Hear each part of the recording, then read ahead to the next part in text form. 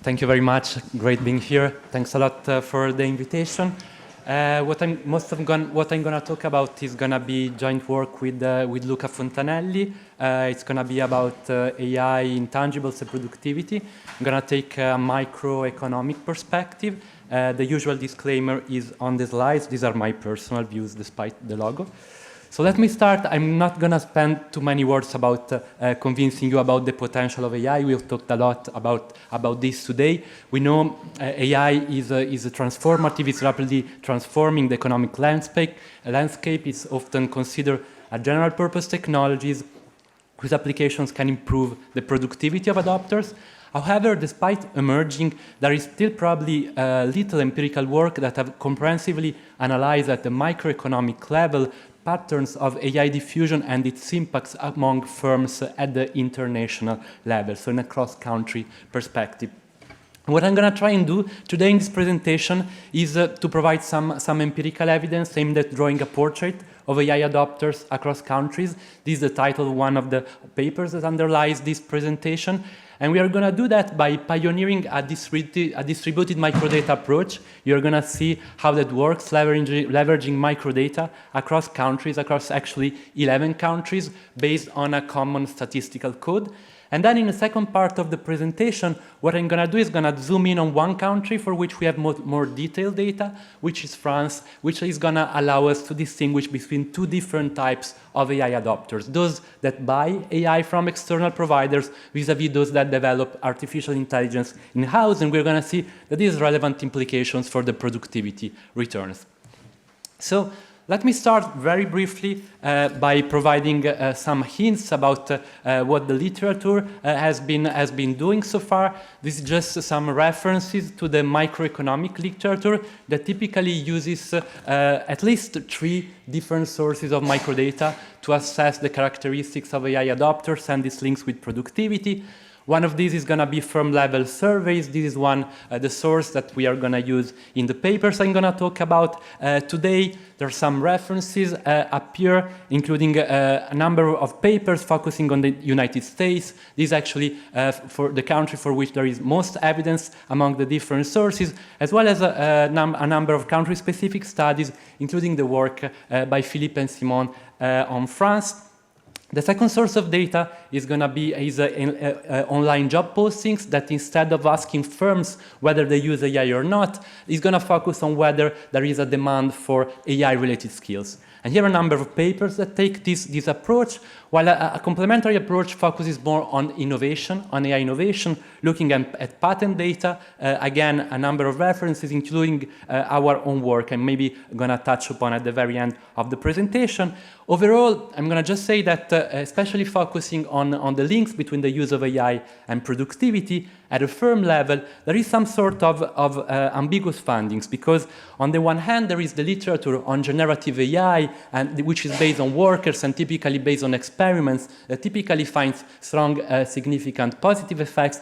On the other hand, the work that focuses on firm-level use of artificial intelligence still finds ambiguous results with a lack of a relation, which is, by some authors at least, including the work by Christina McCrell and others, attributed to the J-curve relation, so to the fact that returns to the use of artificial intelligence may take time to materialize in order for, because there are some investments in intangibles that may enable this return later on. How do we contribute to this literature? We take a cross-country perspective. And in particular, we are going to leverage official firm-level surveys across 11 countries. These are highly representative sources of data, which typically come from a national statistical office that cover a stratified sample of firms. And we're going to use data from 11 countries, those used those listed in the slide. These surveys has information typically available on some firm characteristics, typically their sector of activity, the age, the size, measured in terms of employment, and the turnover of the firm, which allows us to compute a proxy of labor productivity. as well as they contain relevant information about technology used by firms. Typically, firms are asked questions of the sort whether they use certain technologies or not, and relevantly for this study, whether they use artificial intelligence or not, as well as a number of other digital technologies, the presence of skilled ICT workers, ICT specialists, whether they have training, or the presence of other digital technologies. So as I said, the main features of this data is that they are representative typically of the population of firms with 10 or more employees, with weights available for most countries, which allow us to compute weighted statistics that are representative of the population, of the underlying population. The country-specific, the coverage of this data for this study is typically country-specific and ranges between 2017 and 2021. So I'm not going to talk about the recent boom in generative AI, but this is going to refer to pre-generative AI dynamics.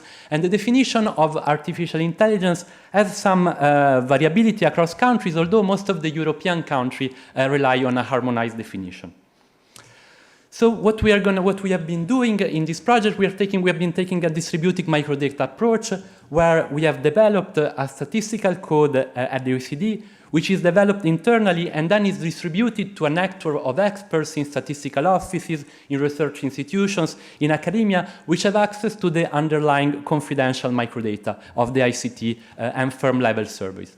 And so we run separate analysis for each country using a harmonized methodology, those that we have developed in-house, and we then rely on experts for consistency checks and metadata validation in collaboration of experts, thanks to which this work has been made possible. And so what are the main outputs of the code that we have been developed? There is a part of the output which is descriptive, and in particular, we look at the share of adoptions by different level of aggregation, such as firm size, firm age, sector of activity, and a number of distributed regressions. These are regressions that are run on the underlying microdata, always the same model across the different countries, upon which we base our analysis. And so there are going to be a number of models that focus on the determinants of adoption, so the factors are associated to the use of artificial intelligence, and another number of models that looks instead at the links between the use of artificial intelligence and a proxy of labor productivity.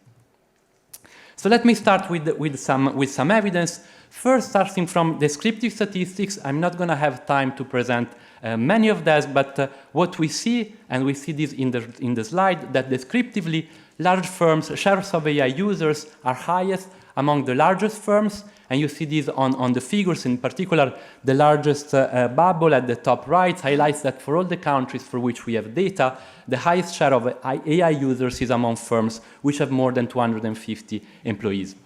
As well as share of AI users are highest among young firms, at least to some extent, and among firms in ICT and professional services.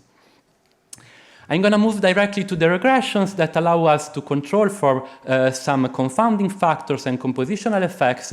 And in particular, we look at linear probability models where we have an AI dummy on the left-hand side, which proxies for the probability of AI use.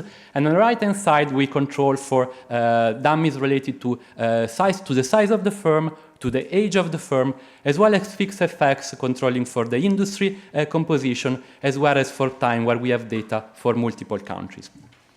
And what we see in these regressions is that basically they confirmed our descriptive findings. In particular, if you look at the results in the red squares, even when controlling for industry fixed effects, so conditional on the composition, the sectoral compositions of the different economies, basically everywhere, and also controlling for other confounding factors, we see that everywhere the largest firms are those that have a higher probability of using artificial intelligence. To some extent, as well, the coefficient for the older firms is negative and significant, at least in some countries, suggesting that at least to some extent, younger firms appear to have a higher probability of adoption.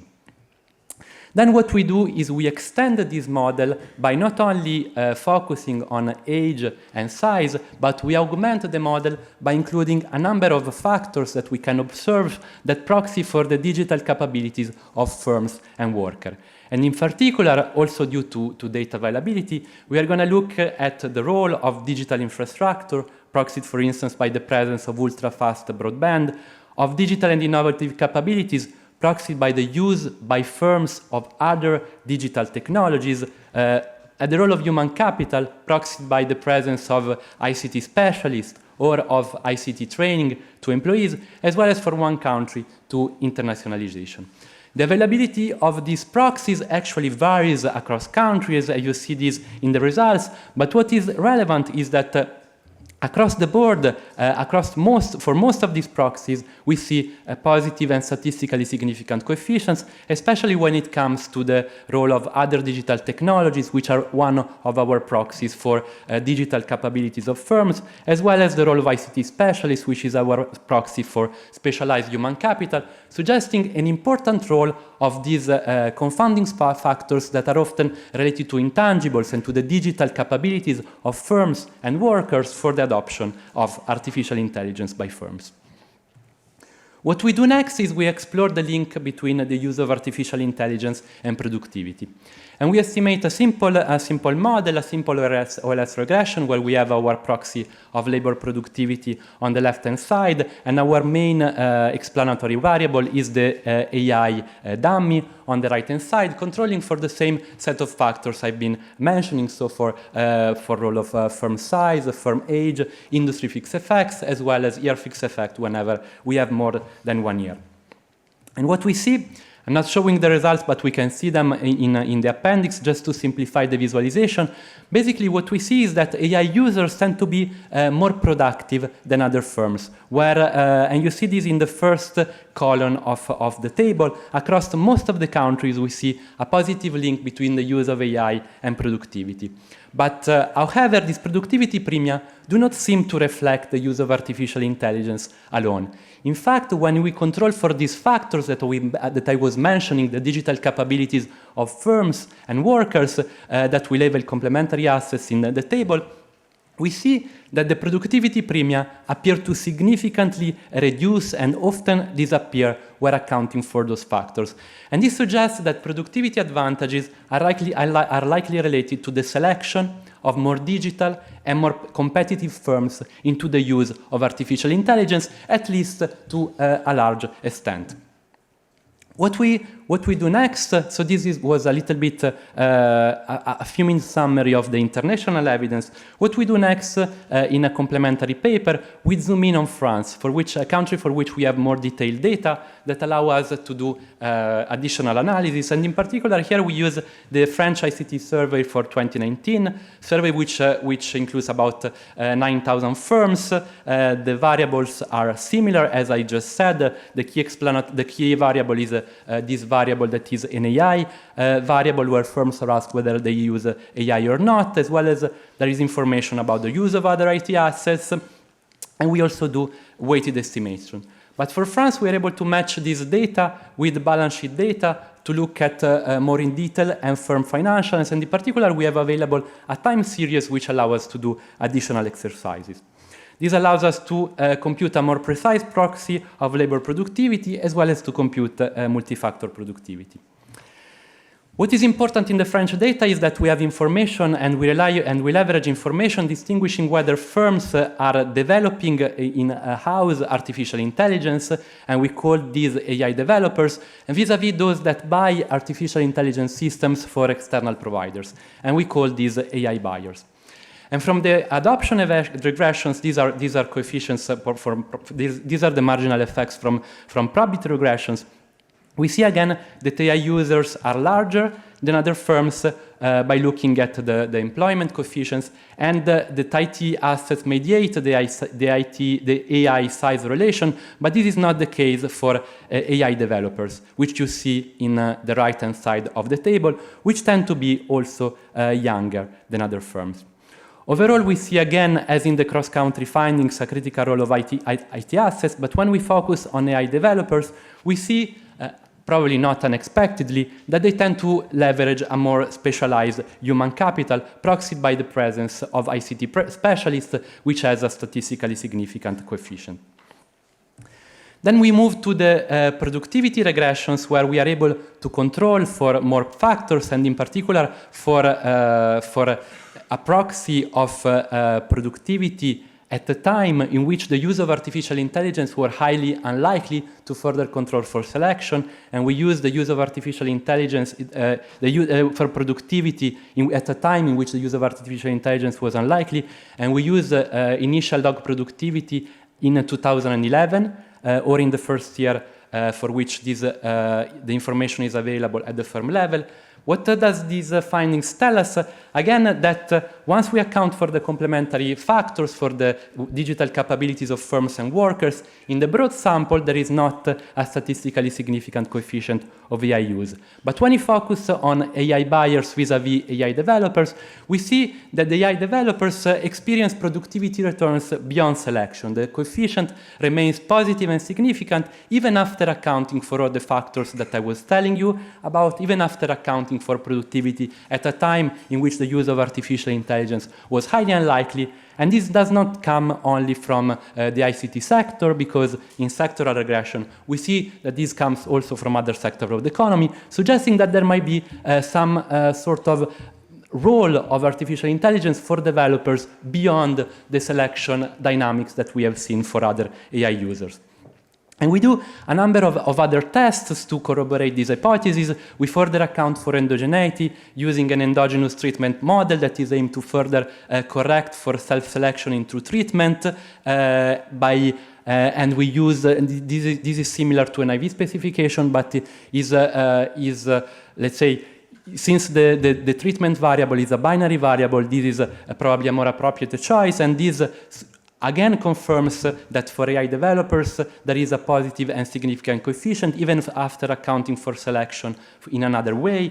And we do a number of other tests that all corroborate this hypothesis by focusing on growth rate, by changing the productivity proxy, by further excluding ICT services, and by even using a different type of estimator, by using a matching estimators. And all these type of additional analysis and robustness checks tend to suggest that whether in the more general samples and for AI buyers, the role of AI tends to be absorbed by other factors, typically related to intangibles, to the digital capabilities of firms and workers. For AI developers, this doesn't seem to be the case, suggesting that these may be users that already realize returns from the development of artificial intelligence, maybe because they already have done complementary investments that enable these returns to be realized, maybe because they have already a more specialized workforce.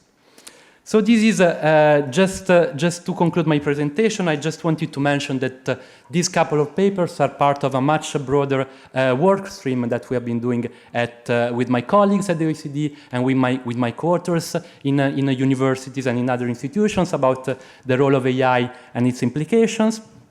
We have been developing a sectoral taxonomy of AI intensity, looking at different dimensions of AI innovation, demand for AI talent, use of AI, and exposure for AI at the sectoral level. We have a couple of papers where we zoom in on human capital. In one paper in France, we see a causal effect of the presence of ICT engineers for the probability of adopting artificial intelligence. We have been looking at emerging trends in AI skill demand across 14 OECD countries with my co-authors at the OECD, as well as Lightcast. We have a work stream that has been looking at technological interdependencies, suggesting that the digital transformation is a cumulative process where there is a basis of technologies that tend to be the baseline, the starting point, and then in order to get to the more advanced technologies, you need to continue to the path dependency of this process, building upon one technology after the other, and we do this with network analysis with Chiara Criscuolo and Antonio Ughi, and we do this in France looking at the interdependencies among different types of AI technologies, where we see that machine learning and data-driven decision-making appear to support more business functions than other type of AI technologies. And then we have been using other data, job postings, patent data, and as well as combining many of them to identify different types of AI adopters. And we have a forthcoming review of the literature on the effects of generative AI on productivity, innovation, and entrepreneurship, summarizing the findings on more than 80 studies on the experimental evidence of the experiments that have looked at these topics. I'm going to conclude this presentation here what we have been seeing in this talk, we see that the use of AI is more widespread across large and to some extent among young firms, and is prevalent in ICT and professional services. Critical role for digital capabilities of firms and workers, and these are the proxies that we have been able to use in this work. We see that AI users tend to be more productive than other firms, especially the largest one. I haven't shown this, although this premium does not seem to reflect the use of AI alone, with digital capabilities that appear to play a key role, and with productivity advantages in many cases related to selection of more digital and competitive firms into AI use, but this doesn't seem to be the case for developers for which there seems to be some returns beyond selection, at least in France. Thank you very much.